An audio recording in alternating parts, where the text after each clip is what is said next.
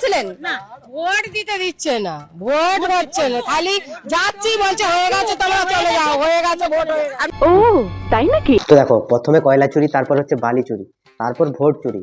এই যে লোকসভায় দাঁড়িয়ে অভিষেক ব্যানার্জি চিৎকার করে করে বলেছিল আমি মানুষের ভোটে নির্বাচিত হয়ে এখানে এসেছি, কারোর দয়া বা দাক্ষিণ্যে নয়। তো এই হচ্ছে মানুষের ভোটে জেতা। মানুষকে ভোট দানের অধিকার থেকে বিতাড়িত করে তারপর অভিষেক ব্যানার্জি তিনি তার দলের নেতা মন্ত্রীদের দিয়ে ছাপা মারিয়েছেন, তারপরে তিনি ক্ষমতায় জিতে এখানে এসেছেন। অভিষেক ব্যানার্জির ভোটে জেতার কৌশল, এবার তিনি কিভাবে জিতেছেন, কিভাবে ক্ষমতায় এসেছেন, এটা পশ্চিমবঙ্গের প্রত্যেকটা মানুষ তারা বুঝতে পারছে যে ওখানে ভোট হয়েছে না ভোটের নামে প্রহসন হয়েছে। তো আজকে এইসব নিয়েই আলোচনা হবে। তো চলো আর বেশি না বকে ভাট, আজকের ভিডিওটা শুরু করা যাক। তো হে বাঙালি, হ্যালো বাঙালি, নমস্কার বাঙালি, কেমন আছো তোমরা সবাই? আশা করি অনেক অনেক ভালো আছো। তো আজকের একটা নতুন ভিডিওতে তোমাদের সবাইকে অনেক অনেক স্বাগত। ভোট দিতে পারেননি 2024-এ? না, কেউ আমরা ভোট দিতে পারছি না। কোথায় ভোট দেবো? যেই একটু যাচ্ছি বলছে তোমাদের হয়ে গেছে, যে যার বাড়ি চলে যাও, বাড়ি চলে। বিজেপির তারা যদি অভিযোগ করতো যে ভোট চুরি হয়েছে, সঠিকভাবে ভোট হয়নি, তাহলে ভাবতাম কি যে রাজনীতি করার জন্য এই চক্রান্তগুলো হচ্ছে। কিন্তু দেখে মনে হচ্ছে উনি একজন সাধারণ বাড়ির মহিলা, তিনি আর তার আশেপাশের সবাই মিলে নাকি মিথ্যা কথা বলছে। তৃণমূলের যারা যেসব কথা বলে সব কথা সত্যি, বাকি সব কথা মিথ্যে। এভাবেই বা এমন করেই পশ্চিমবঙ্গে ভোট হয়। প্রথমে কয়লা চুরি, বালি চুরি, পাথর চুরি, ডিয়ার লটারি, চাকরি চুরি, চাল চুরি, পশ্চিমবঙ্গের মানুষের জলের টাকা চুরি, সব কিছুতেই চুরি। তো এইসব চুরি করে করে পশ্চিমবঙ্গের নেতারা অভিষেক ব্যানার্জিকে জিতিয়ে রেখেছে। টাকা দিয়ে, মদ খাইয়ে, তাদেরকে মাংস খাইয়ে, সব কিছু করে মোটামুটি এরা ভোটটা জিতিয়ে দেয় অভিষেক ব্যানার্জিকে।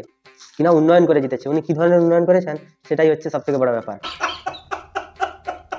রাতারাতি ভোট হয়ে যাচ্ছে, তো কোথায় ভোট দেবো আমরা? তার জন্যই তো আমাদের এই অবস্থা। অভিষেক ব্যানার্জি সেবাশ্রয় বলে একটা পশ্চিমবঙ্গের মানুষের সেবার জন্য তিনি একটা প্রকল্প চালাচ্ছেন, সেবাশ্রয়। তো পশ্চিমবঙ্গের ডায়মন্ড হারবারের প্রত্যেকটা হসপিটালের অবস্থা তাহলে কতটা শোচনীয়, যার জন্য এই সেবাশ্রয়, এই যে ক্যাম্পগুলো চালাতে হচ্ছে। পশ্চিমবঙ্গের স্বাস্থ্যমন্ত্রী হিসাবে মুখ্যমন্ত্রী তো গলায় দড়ি দেওয়া উচিত। মুখ্যমন্ত্রীর যে উন্নয়ন, মুখ্যমন্ত্রীর যে স্বপ্নের স্বাস্থ্যসাথী প্রকল্প, যেই প্রকল্পের মাধ্যমে তিনি পশ্চিমবঙ্গের মানুষকে বোঝাতে চেয়েছেন যে আমরা মানুষের জন্য কতটা লড়েছি। তো এই প্রকল্পগুলোর মাধ্যমে মানুষের কাছে তিনি পৌঁছে যাওয়ার কথা বলেছেন। তিনি মানুষের থেকে এই প্রকল্পগুলোর নাম বলে ভোট আদায় করেছেন। বর্তমান দিনে অভিষেক ব্যানার্জি সেই প্রকল্পগুলোকে মাঝ রাস্তায় এনে দাঁড় করিয়ে দিয়েছে।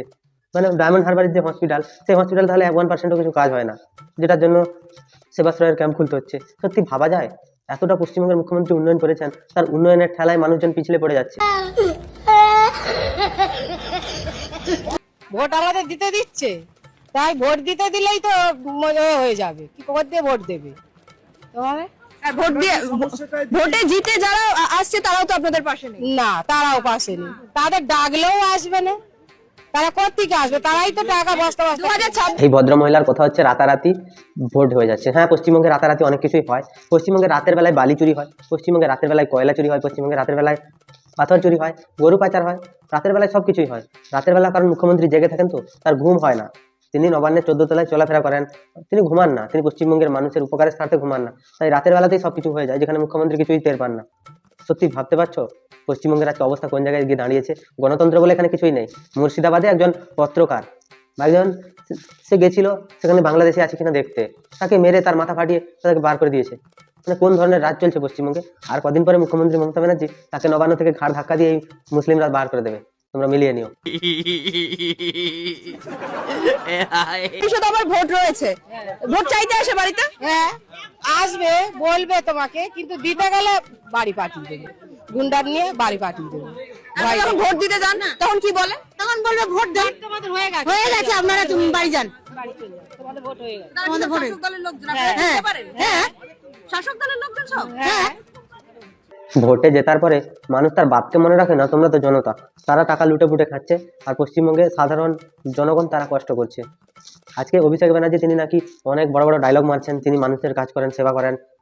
আমি শুনছিলাম কিছুদিন আগের একটা ভিডিওতে যে পশ্চিমবঙ্গের যারা মন্দির মসজিদ নিয়ে রাজনীতি করতে চায়, সেই সব মানুষদের রাজনীতি ছেড়ে মন্দির মসজিদ বানানো উচিত। বলি তোমার পিসি তো 2টো মন্দির অলরেডি বানানো শুরু করে দিয়েছে, আর একটা বাকি আছে, তো তোমার পিসিকে ঘাড় ধাক্কা দিয়ে বার করে দাও না। কারণ তিনি করলে ঠিক আর বাকিরা করলে ভুল। মন্দির মসজিদ নিয়ে রাজনীতি কে করছে? সরকারের টাকায়। এগুলো যদি তোমাদের বাপের টাকায় হতো তাহলে তোমরা আরামসে বুক ফুলিয়ে করতে পারতে, কিন্তু বর্তমান দিনে দেখছি যে সরকারের টাকায় এই মন্দির মসজিদ বানিয়ে মানুষজনকে বোকা বানাচ্ছ।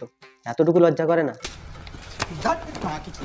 দিদি খেলা হবে না, এবার দিদির খেলা হবে না, খেলা শেষ। পশ্চিমবঙ্গে মুসলিমরাও বুঝতে পারছে যে পশ্চিমবঙ্গে মমতা ব্যানার্জির খেলা শেষ হতে চলেছে, কারণ তিনি যে খেলার নিয়ে মানুষকে নেমেছিলেন, সেই মানুষেরাই বুঝতে পারছে যে মুখ্যমন্ত্রী তাদেরকে কোন গেরোয় ফেলতে চাইছেন। মন্দির মসজিদে রাজনীতি করে, চুরি করে, মানুষের উন্নয়নের টাকা লুটে তিনি যে কোন খেলায় মেতেছিলেন সেটা এবারে মানুষ তাকে বোঝাবে।